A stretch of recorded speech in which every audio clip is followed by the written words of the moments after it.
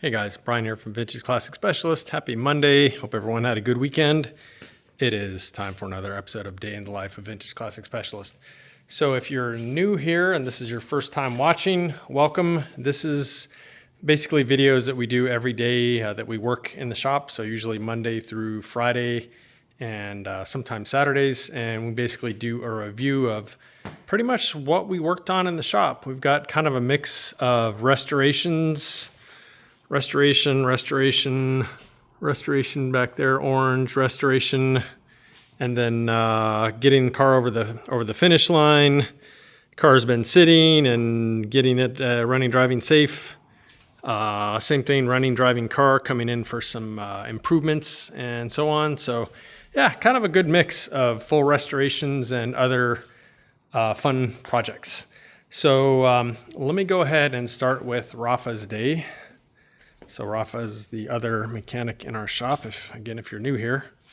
So Rafa worked on this beautiful signal orange Karmann Ghia today and did a number of things, one of which was install the hood emblem. So super pretty, look at that. These came from, I believe we got this from West Coast Metric.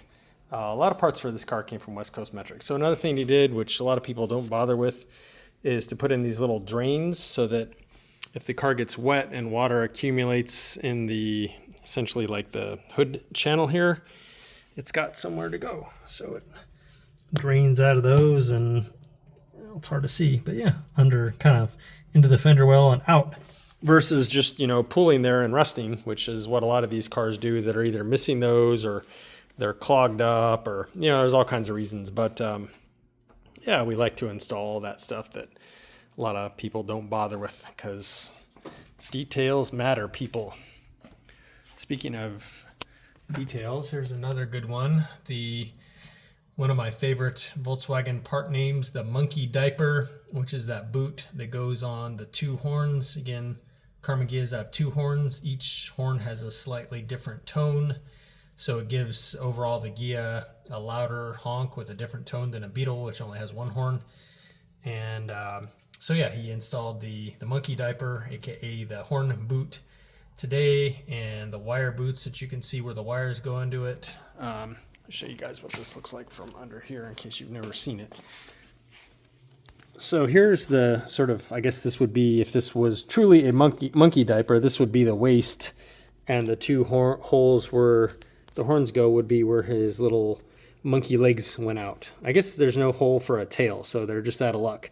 Anyway, that's what that looks like. And so basically it lets the horns, honk out into open air essentially, but it doesn't have, it basically blocks it so it's not a big, hole that our critter can go into, or dirt and so on.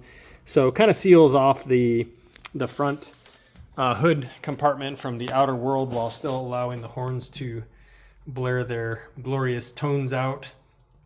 So yeah, that went on. And let's see here, what else? I think he restored and installed the front bulb holders and their seals. His bulb holders had a lot of issues. I think I saw him earlier doing a lot of soldering and stuff to fix some connections on them, but they're as good or probably better than new now. So those went on along with their seals. Let's see here. Oh, small thing, but headlight connectors went on underneath there.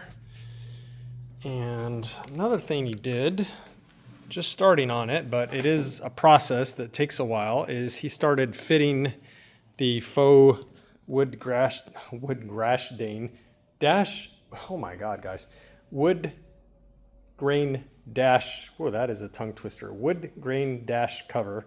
Started fitting that. So these are super nice. These also came from, I think this was also from West Coast Metric. Super nice, they fit excellent, but they do come kind of raw, where you have to trim the edges to the appropriate places and do kind of a lot of test fitting and stuff. So this is just kind of taped on here now for, again, trimming and fitting purposes. So tomorrow, I believe the plan for Rafa is to go ahead and glue that on in a permanent way. And you can see one here on the 68. That's what they look like. And then of course with the padded upper cover and then the padded lower one, which they call, I think, a knee guard or something like that. So you don't bump your knees into metal. You got a little cushion there. But anyway, so yeah, he started trimming and test fitting that. So that will be, that should be going on tomorrow. So other little things, wiper grommets, little stuff like that. I think he put the squirter in. So yeah, just chipping away at it, guys. That's how restorations go. You just keep installing parts, restoring and installing parts. And before you know it, you've got a complete restored car. Fun process.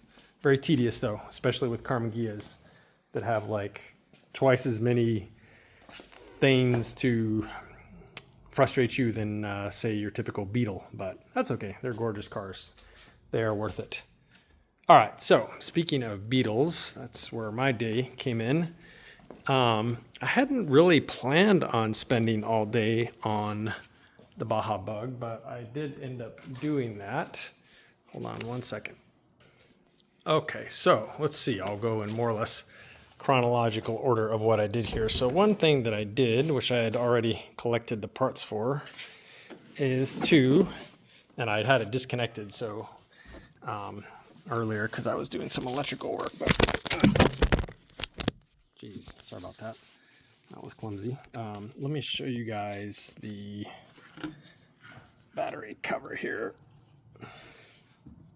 There we go. Okay, so there it is. Battery cover. So now it's all got dust all over it from the underside of the seat. But anyway, yeah, so that's it. So it's a Group 42 12-volt battery and then a 12-volt battery cover, which a lot of people don't know that they ever made. And I don't honestly even know what these were used on, because when they went to 12 volts, at least on Beetles in 67, they went away from the cover.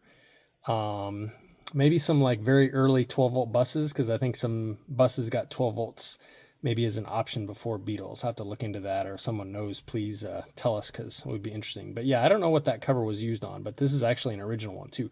Wolfsburg West does make a reproduction of this cover, so if you are doing a 6 to 12 volt conversion on a car that would have used the strap, then like so say up to 66, then you can use that size 42 battery and the strap and the 12 volt cover, and you'll be set and looking all cool and original. Anyway, so that went in. That was kind of the first thing that I did.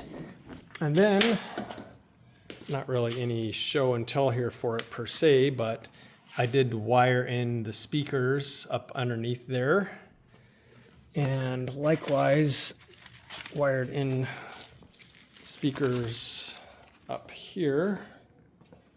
So let's see that real quick. So yeah, speakers are wired in. So this is the cable that comes from the back of the car. And especially on earlier cars, we like to use these screw type terminals, which are correct on these earlier cars. You can see some there. So it just makes a real neat way to connect, you know, like say you got 4 wires here, left and right, positive and negative speaker wires. Just a kind of cool period correct looking way to connect those. So little trick for you guys, you can use those instead of using some other types of connectors. But anyway, wired that in. Finished wiring the radio in. So when the car came in, the car was having a battery drain problem, and somebody had basically wired in the radio, so it was always on. And so now it's wired in to where it does have its constant 12 volts here, which is what it's supposed to have. And then this one is key on 12 volts, just piggybacking off the turn signal relay here. This is really not drawing any power. It's just giving the radio a signal to turn on. So with these older fuse boxes, there's just really not a lot of spare room to just keep adding stuff. So again, I just kind of piggybacked off something that was already key on 12 volts there. So yeah, I got the radio working, and then started checking lights on this car. Boy, guys, what a mess. started with the headlights. Headlights did not come on. I feel like they worked earlier when I worked on the car, but there was just nothing now. And so turns out that this connector right here was just so corroded and stuff. So cut that connector off, wire brushed the terminal on the light switch itself, and put a new fresh connector on it, and boom, headlights work great. Okay, so that was first thing. And then the tail lights, the passenger side tail light worked, driver's side did not, and that was a bit of a pain. So let me show you guys what I ended up doing here, or let me explain what happened. So somewhere in this wiring, which is quite ancient, as you can tell, there is a short on that particular circuit. So the running light on the driver's side. And so normally that light comes off this terminal right here on the fuse box. It's got its own fuse and its own little terminal, and it runs off to the back of the car. And then the passenger side comes off here, and then also the front running lights come off there. So yeah, this fuse, anytime I put a fuse in there and turned it on, the fuse would immediately pop. And so I started checking out the bulb holder at the back. I couldn't find any short in the bulb holder. And in fact, I disconnected all the wires at the back bulb holder from the bulb holder, so nothing touching anywhere, and put a fuse in it and turned the headlights on, and that one still popped. So that tells me that between the wire here and the back of the car, somewhere inside, something's shorting out. And I mean, probably could have isolated it if we spent a day. It's hard to say with electrical.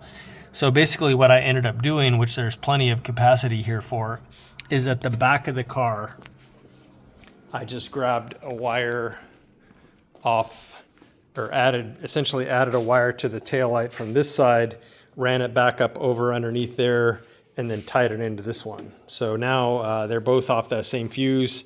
It's plenty of juice for running those. Those are low power draw because they're running lights. They're not even very bright. And I think they're, I don't know, 8 or 10 watts or something like that. They don't draw much.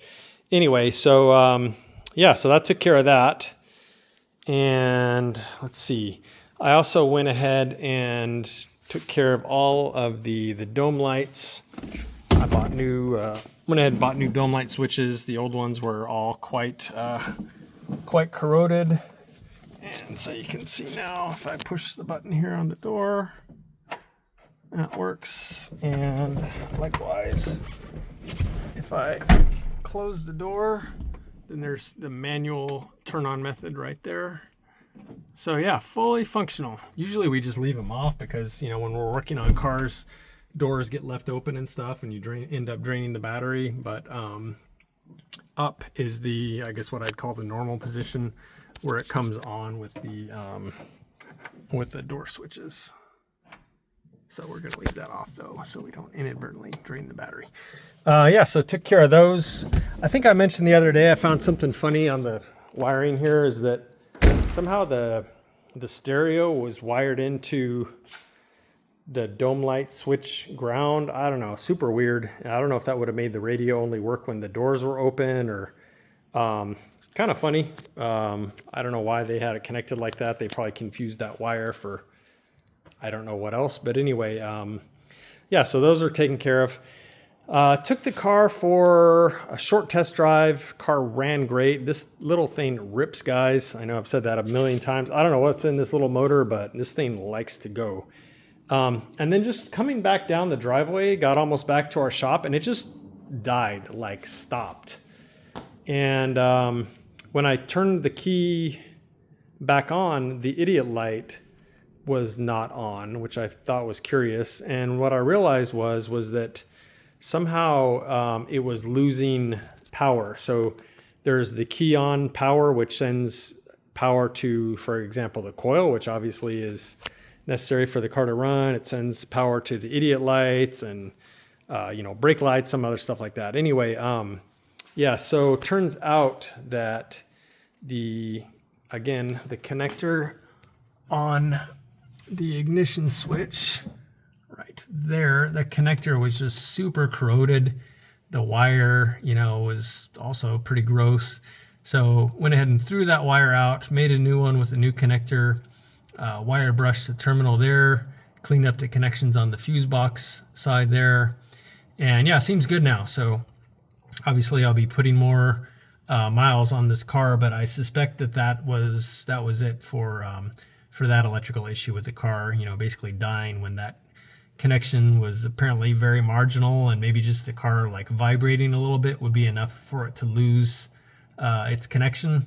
But that shouldn't be happening now, so we'll see. But again, I'll be putting some more miles on this car to make sure it's reliable in that sense. So yeah, pretty much spent the whole day, guys, chasing electrical gremlins with this car. But pretty much everything on it works now, except I think the only thing that doesn't work is the horn. I actually tested the wipers. I didn't have the shafts on them, but I could, or the arms on them, but I could see the shafts rotating. So I think his wipers even work. I don't think I've done anything to those, not that I remember anyway. But yeah, pretty much everything on here now works except the horn. And if I remember correctly, I looked at it and it was pretty much a disaster. So I don't think I'm going to be necessarily doing anything about that unless the owner really wants me to. But yeah, so guys, this car is, other than some more miles, I think this thing is pretty much ready for its family to take it and start forming some new memories with it.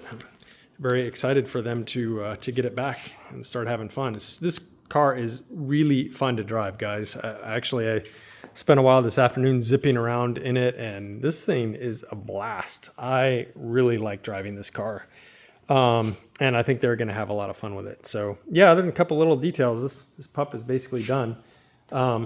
Same with that one. So these two may leave this week. We'll see. There shouldn't be much of anything left to do on either of these. So I guess for today, guys, that is it. So thank you all very much for watching, and we'll see you again soon. Bye.